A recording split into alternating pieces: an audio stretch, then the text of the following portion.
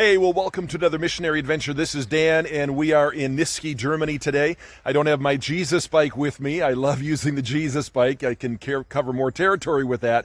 But today was kind of a rainy day, and I decided to drive here to Niesky, which is a town heavily influenced by the Moravians 300 years ago. There's a large Brudergemeinde, Moravian church, just like we have in Herrnhut.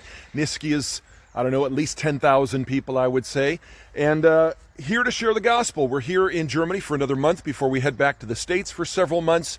This is a Soviet memorial. Actually, it's a cemetery here as well. There were several hundred Soviet soldiers who were buried here because there was some very intense fighting.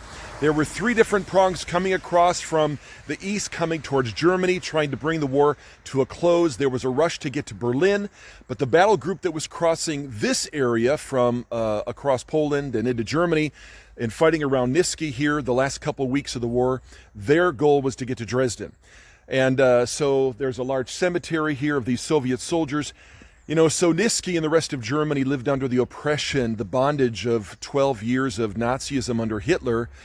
And then after that, following that, when Nazism fell and the war came to an end, they just exchanged that for another form of political bondage, which was communism, atheistic communism. And many, many more people suffered under the next 45 years until about 34 years ago, when the Berlin Wall came down and all of these former Soviet communist countries, Eastern Germany, where I'm at right now, they were free, but they were just politically free. They weren't spiritually free.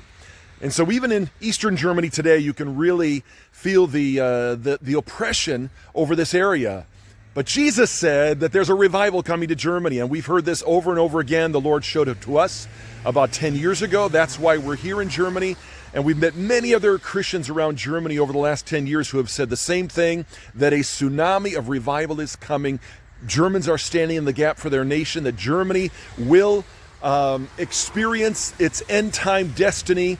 There will be a spiritual revival here, a tsunami of awakening that will raise up Germany to be the gospel lighthouse to the rest of Europe. So continue to pray with us, even though we're heading back to the States for the next several months and then on to Africa after that. Pray with us that Germany shall be saved. Germany is being saved in the name of Jesus. Passing out great gospel literature. So what do you believe in Gospels of Luke, that we try to get into the hands of people from Middle Eastern areas as well. And so pray with us that Germany shall be saved, that lives will be changed by the gospel seeds, these paper preachers that are being planted.